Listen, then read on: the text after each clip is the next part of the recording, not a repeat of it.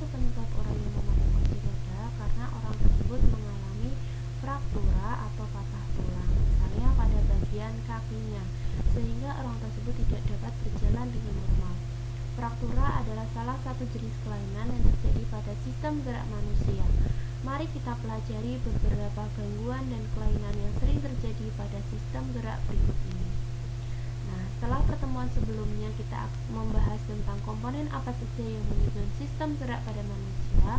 Pada review materi hari ini tentang penyakit dan kelainan pada sistem gerak, kita bagi menjadi 3 topik, yakni penyakit dan kelainan pada tulang, penyakit dan kelainan pada sendi, dan penyakit dan kelainan pada otot.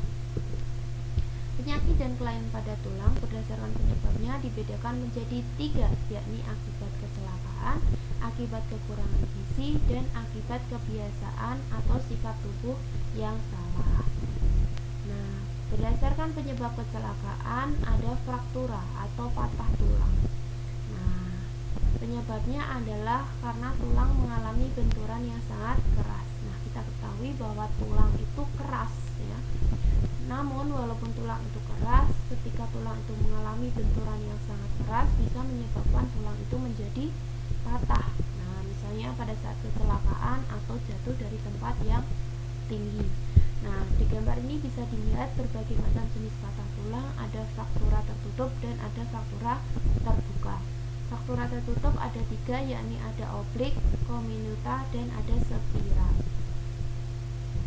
Berdasarkan akibat kekurangan gizi dibedakan menjadi 2, yakni ada rickettsia atau rakitis dan ada osteoporosis. Nah, rickettsia atau rakitis ini biasanya menyerang anak-anak.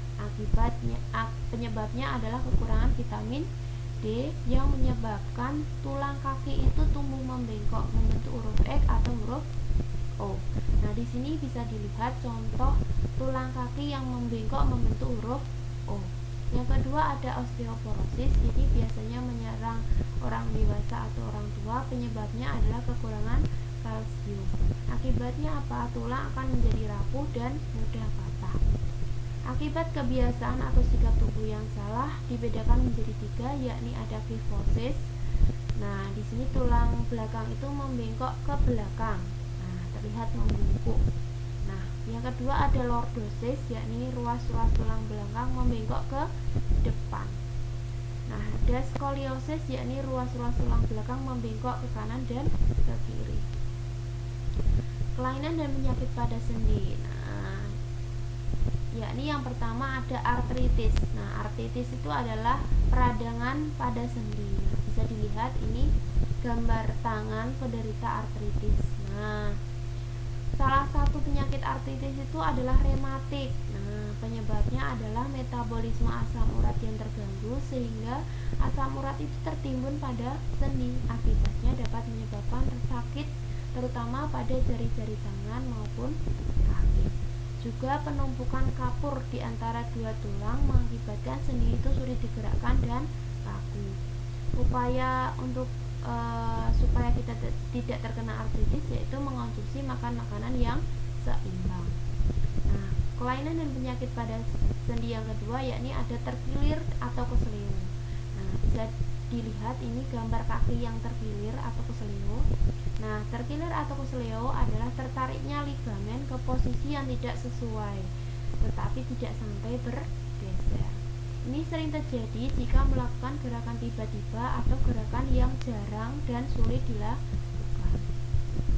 Penyakit dan kelainan pada otot, yakni ada 4. Yang pertama ada atrofi otot, yakni pengurangan ukuran, ketegangan, dan kekuatan otot yang disebabkan oleh mengecilnya serabut-serabut otot. Nah, biasanya ini disebabkan karena otot ini jarang digerakkan.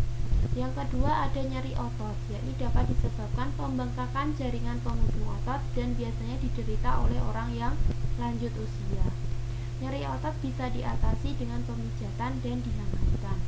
Yang ketiga ada polio, disebabkan oleh virus polio menyerang anak-anak, dapat menyebabkan kelumpuhan, dapat dicegah dengan pemberian vaksinasi polio.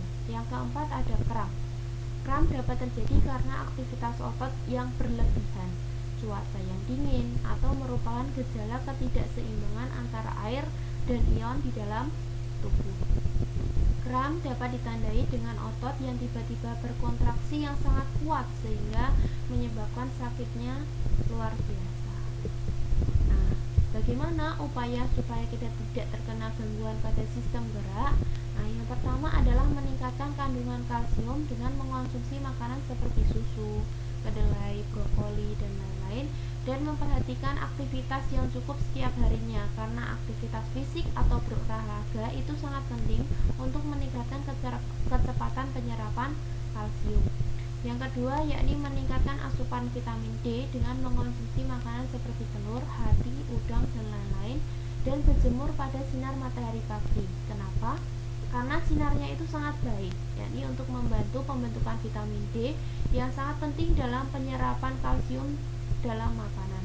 Yang ketiga yakni menghindari kebiasaan sikap tubuh yang salah, misalnya dengan cara duduk yang benar, yakni tulang belakang harus dalam posisi tegak, tidak membungkuk. Saat tidur pun juga sebaiknya memakai alas yang datar dan padat agar tulang belakang itu tetap lurus. Yang keempat, mengangkat beban semampunya. Banyak orang yang memaksakan diri untuk mengangkat beban lebih dari kesanggupan. Hal ini bisa menyebabkan cepat lelah dan berakibat fatal. Jika sudah melampaui batas, ini bisa menyebabkan patah tulang. Akibat fatalnya ini bisa menyebabkan patah tulang. Biasakanlah mengangkat beban semampu tubuh. Jika belum selesai, maka dapat diulangi kembali. Kesimpulannya, Ustazah mengajak kalian untuk membiasakan hidup sehat dengan mengatur cara beraktivitas, terutama saat duduk, mengatur pola makan dengan memakan makanan yang bergizi, dan berolahraga secara teratur untuk menjaga kesehatan tulang kalian, sendi, dan otot. Penugasannya, silahkan kalian buat tabel identifikasi penyebab dan upaya pencegahan dari masing-masing gangguan dan kelainan pada sistem gerak pada manusia. Demikian, terima kasih atas perhatiannya. Semoga bermanfaat. Jika ada pertanyaan, kita diskusikan di Google Classroom atau grup WhatsApp. Nah, saya akhiri. Wassalamualaikum warahmatullahi wabarakatuh.